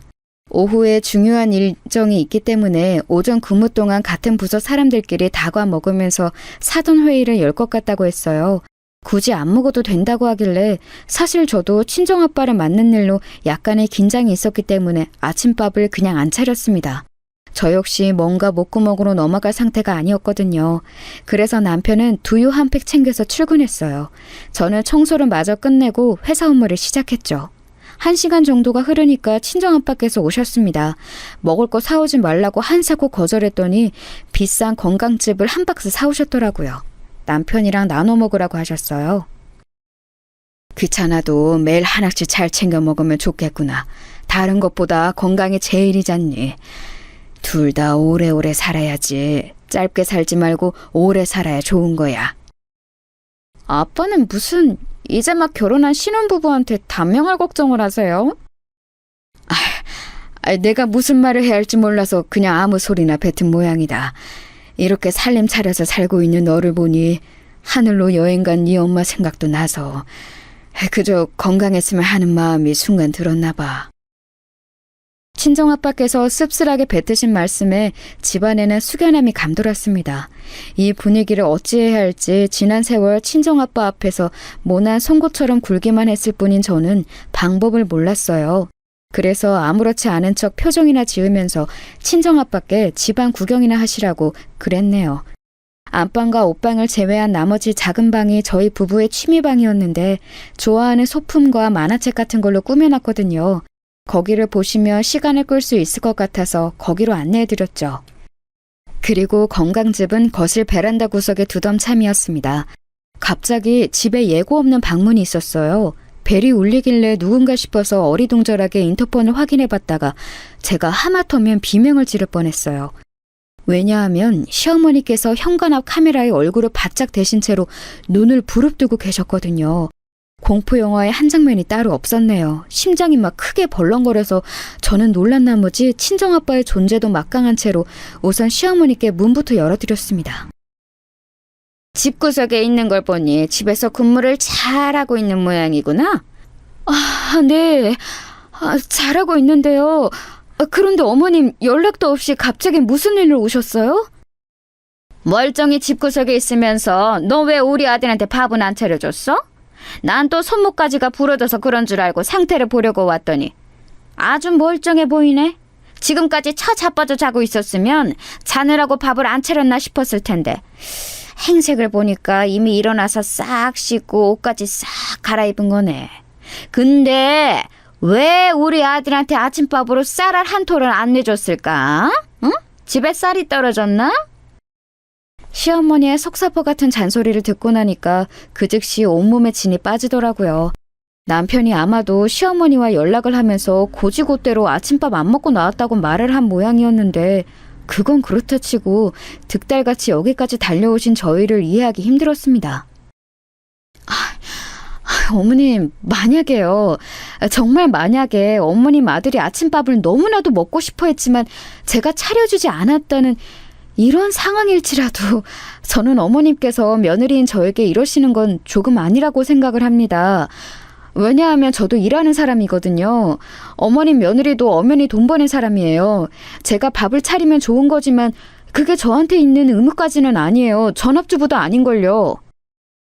야, 너 내가 저번에 뭐라고 그랬니? 내가 우리 아들 무시하지 말라고 그랬지? 우리 아들 착하고 물러서 내가 대신 나설 수밖에 없다고 그랬지. 의식주 중에서 밥 먹는 게 제일 중요하다고도 그랬었지. 그리고 또 너는 말 안에 꼬라지가 정남이 뚝 떨어진다고 내가 분명히 말했었지. 그런데 너 지금 뭐야? 너는 왜 한 가지도 지키지 않아? 너 지금 일부러 나한테 시위하는 거니? 나하고 어디 한번 해보자는 거야? 해보자는 게 아니라요. 저는 그냥 답답하게 생각되는 게 있어서 그걸 조금 말씀드렸을 뿐이에요. 어머님께 일부러 대들 생각은 없었습니다. 오해하신 거예요. 오해? 어쭈구리. 너 이것 봐라. 결국은 또 꼬랑지를 내 쪽으로 돌려서 내 탓으로 끝을 맺으려고 드네? 내가 오해해서 잘못한 일이다 이거지? 이런 불려시 같은 싸가지를 다 보았나? 너 그리고 집안 꼬락서니가 이게 뭐야? 어머님 탓하려고 한 적 없는데 죄송해요. 제 화법이 어머님께 자꾸 오해를 사는 모양이에요. 집 청소는 제가 신경 써서 한다고 했는데 미흡한 점이 있었나 봅니다. 앞으로 더 신경 쓸게요. 그게 아니라 딱 봐도 집구석에 삼시세끼 안 차려먹는 부엌이잖아. 부엌 살림에 고수인 내 눈을 피해갈 수는 없어. 너 우리 아들한테 제대로 밥 차려준 적 없지? 대충 그냥 끼니나 때우겠지? 그래서 우리 아들이 자꾸 나한테 카톡할 때 배고프다고 그러는 거지? 아니 이건 깔끔하게 청소를 할 수밖에 없는 이유가 있어서 어제 오늘 부엌을 신경 써서 닦았더니 아무 흔적도 없는 거예요. 청소하고 나서 아직 부엌을 안 썼더니 너무 말끔하네요. 그리고 그냥 애교 부린답시고 습관적으로 배고프다 뭐 먹을까라고 하는 것을 어머님께서 진지하게 받아들이시고 지금 오해를 하신 모양인 것 같습니다. 횡설수설 하는 척 하면서 이게 은근히 자기 할 말 다 하네. 그리고 너 왜 자꾸 나한테 오해를 한다고 말해? 그거야말로 네 오해야. 이 싸가지 없고 발차릴 줄도 모르는 거사. 폭발하신 시어머니께서 제 머리채를 확 잡으셨어요. 정수리 쪽을 잡고 당기시는 바람에 저는 휘청거리다가 하마터면 부엌 식탁에 몸을 박을 뻔했습니다. 간신히 그걸 피하고 시어머니의 손길을 떼어내려고 허우적거리던 바로 그 순간이었어요. 감히 누구 앞에서 누구를 건드려? 내 딸 괴롭히면 네 아들부터 내 손에 죽을 줄 알아! 친정아빠의 부르렁이 들려왔습니다. 그러자마자 저는 머리가 해방되었죠. 시어머니께서 제 머리채를 놔주신 거였는데 저는 신발이 된 머리를 정신없이 정리하면서 친정아빠를 쳐다봤어요. 친정아빠께서 계신다는 것을 깜빡했고 그래서 이런 추태를 보여드리고 말았다는 게 믿을 수가 없었습니다. 그간 잘 살고 있다고 시어머니께 예쁨 받고 있다고 그런 식으로 거짓말로 둘러댔었는데 단번에 다 들통난 셈이었죠. 망연자실하려던 제 눈에는 더 믿을 수가 없는 광경이 펼쳐지고 있었어요. 그건 바로 친정아빠께서 시어머니의 머리채를 잡으신 거였습니다. 아우, 사돈께서 와 계셨어요? 딸하고는 영 친하지 않으신 걸로 그렇게 알고 있었는데, 여기는 왜 와 계셨고 난리세요? 그보다, 제 머리 좀 놔주세요. 아이고야, 내 머리 다 뜯어진다. 일찍이 엄마를 잃고 살아온 제 딸이 자기 아빠하고도 대면대면하게 안 친하다고 하니까 막대해도 될 것 같으셨습니까? 우습게 보이셨어요? 그러셨겠죠. 야비한 사람의 눈에는 부모의 비호를 받지 못하고 있는 자식의 처지가 우스워 보이셨을 테고 함부로 대해도 될 것처럼 여겨졌을 테니까요. 이보세요, 사부인. 그렇게 사시는 거 아닙니다. 기댈 곳 없어 보이면 더욱 잘해줄 생각이나 하셔야지. 어른이 돼서 왜 그렇게 못돼 처먹은 생각만 하십니까? 사부인께서도 자식이 있으시잖아요. 그 자식 제가 사회 정신머리 교육시키는 장인이라는 명목으로 앞으로 막대해도 되겠죠? 굳은 노동이나 시켜먹고 아주 작사를 내놓겠습니다. 예? 그건 안 돼요. 안 됩니다. 우리 아들 내가 얼마나 애지중지 키웠는데 안 됩니다. 제가 잘못했어요. 제가 생각을 잘못했습니다, 사돈. 친정아빠께서는 제가 평생 본 적이 없던 매서운 눈빛을 하고 계셨습니다. 가식이 아니라 정말 진실로 겁을 집어먹으신 시어머니께서는 친정아빠께서 머리채를 놓아주시자마자 바닥에 쓰러져서 그대로 무릎을 꿇으셨어요. 그 정도로 친정아빠의 기세가 장난이 아니었습니다. 정말 사람 하나 어떻게 할 것 같은 그런 눈빛이며 기운이었어요. 시어머니께서는 두 손을 모아 싹싹 비시며 잘못했다, 우리 아들한테는 말하지 말아달라, 이렇게 계속 중얼거리셨지요. 제가 상황을 정리하는 게 나을 것 같아서 저는 친정아빠와 시선을 교환한 뒤 시어머니를 부축해 일으켜 드렸습니다. 오늘은 이만 가시는 게 좋겠다고 제 입에서 그 말이 떨어지자마자 시어머니께서는 손가방을 챙겨서 그야말로 주랭랑을 치셨어요. 거세게 닫힌 현관문 소리를 뒤로 하고 집에는 숨막히는 정적이 감돌았습니다. 그런데 이 정적은 불편한 게 아니라 무언가 막힌 것이 해소되고 난 뒤에 고요함 같은 것이었어요. 저는 제가 해야 할 일을 알고 있었습니다. 그래서 머리를 재차 단정한 모양으로 매만진 뒤 친정아빠께 허리를 숙여 인사를 드렸습니다. 아빠, 나서주시고 도와주셔서 감사해요. 그리고 죄송합니다. 지난 세월 제 모든 행동들 전부 다 죄송하게 생각하고 있어요. 당연히 아빠로서 해야 했을 일을 한 것뿐인데 뭐가 감사해. 그리고 내가 잘못했던 것을 대체 왜 네가 죄송하게 생각해? 친정아빠의 목소리가 흔들리고 있어서 저는 천천히 고개를 들어서 눈앞을 확인했어요. 그러자 시어머니 앞에서는 사나운 호랑이 같으셨던 모습은 온데간데 없이 친정아빠께서는 눈물이 가득 고인 눈으로 저를 바라보고 계셨습니다. 이윽고 친정아빠께서 흐느끼기 시작하신 것을 신호로 저도 모르게 그냥 본능적으로 친정아빠를 꽉 안아드렸어요. 온 힘을 다해 친정아빠를 안아드렸는데 중학교 입학식 때를 제외하고 이렇게 친정아빠와 마주 안아 본 적이 없었단 사실이 떠오르더군요. 괜히 지나간 모든 세월이 서글프고 부질없고 더덥고 또 아쉽게 느껴져서 저도 목 놓아 울었습니다. 별것이 맞지만 어찌 보면 별것이 아닐 수도 있는 것으로 저희 부녀는 너무 오래 서먹하게 지내왔었죠. 친정아빠께서 저에게 먼저 손을 내미실 때가 많았지만 저는 매번 내쳤었고요. 사실은 제 안에서 이미 친정아빠를 용서한 뒤였음에도 그런 제 자신을 인정하고 싶지가 않았던 거예요. 그런 제 마음들을 그날 실컷 울고 나서 친정아빠께 다 말씀드렸습니다. 친정아빠께서는 당신의 실수이자 잘못이었던 잠깐의 외도를 다시 저에게 정식으로 사과하셨죠. 같이 점심으로 국수를 만들어 먹는 동안 저희는 자연스럽게 돌아가신 친정엄마의 이야기도 나누었습니다. 후련하고 편안했죠. 그리고 그날 늦게 퇴근한 남편은 업무가 많았던 날이라 피곤한 와중에도 저에게 사과부터 했어요. 자기가 정신없이 시어머니께 이런저런 말을 하는 바람에 제가 일부러 밥을 안 차려준 것처럼 뉘앙스를 내뱉은 것 같다고 했습니다. 하지만 저는 남편이 결코 그러지 않았고 시어머니께서 일부러 확대 해석을 하신 뒤에 저를 들들 볶으시려고 작정하셨다는 것을 이미 간파한 뒤였어요. 이틀 뒤 저는 시어머니께 먼저 연락을 드렸습니다. 어머님, 저 마음에 안 드시죠? 처음부터 저를 며느리로 인정하지 않으셨을 테니까요. 그런데 어머님, 저도 어머님 같은 시어머니 두고 싶지 않았어요. 뭐야? 바깥 사돈이 나섰다고 해서 네가 단번에 기세등등해졌구나. 그래, 아주 네 마음대로 해라. 우리 아들도 네가 구워 삶고 아주 다 해먹는구나. 서로가 마찬가지라고 말씀드리고 있는 것뿐이에요. 어머님만 제가 거슬릴까요? 아니죠. 저는 심지어 어머님이 거슬리다 못해서 껄끄러워요. 제가 아랫사람이니까 당연히 더 힘든 입장이죠. 그런데 저희 평생 안 보고 살 순 없잖아요. 저요, 일찍이 엄마 잃고서 가족에 대한 애증 하나로 버티고 살아왔던 사람이에요. 저는 가족과 멀어지는 거 별로 원하지 않아요.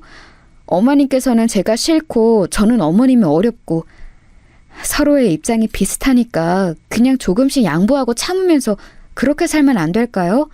시간이 아깝고 세월이 아까워요.